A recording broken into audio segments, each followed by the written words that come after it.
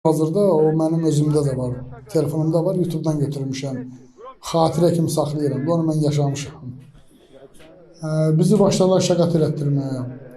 Marş irəlini oxuyuruq, şəqət elətdirməyə. Saxladılar. Vəsə, bəsdir.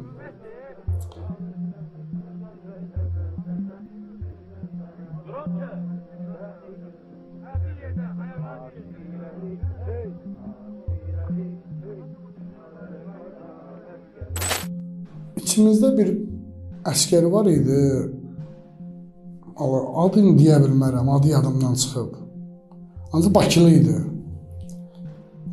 Bakılı idi oğlan. Onu sıradan çıxartdılar. Sıradan çıxartdılar, apardılar qabağa biraz. 4, 5, 6, 7, gedir elə 5-6 metrə gedib. Bir dənə orada balaca bir çuxur yeri var idi. Ancaq qar idi Kəlbəcər. Çox fevral ayıydı da, şaxta idi, qar idi. Onun əllərində bağladılar, qollarını bağladılar, belə arxaya, arxadan da ayaqlarına bağladılar onun. Qollarını ayaqlarına bağladılar. Onu diri-diri başını kəsdilər.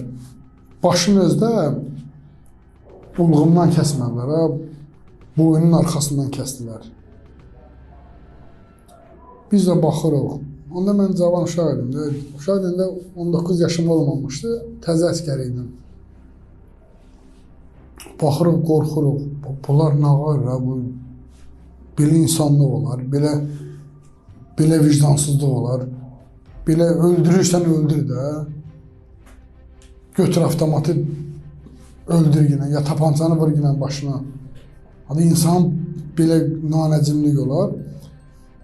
Başını kəsəndən sonra gördük o stəkanlara onun qanın yığırlar.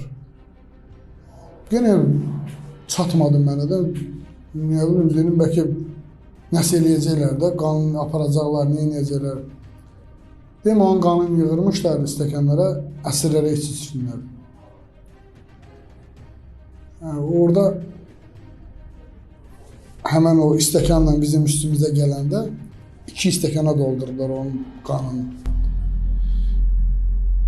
Mən ortada idim. Məndən o yana bir 7-8 dənə əsiri var idi. Bir yana da 5-6 dənə. Bir stəkanı o başdan verdilər 13 nəfərə. Bir stəkanı da bu başdan. İçməlisiniz. Təbii ki, heç kim içmək istəmirdi. Bizim bu öz əskərimizin qanını bizə içitmək istəyirdilər də.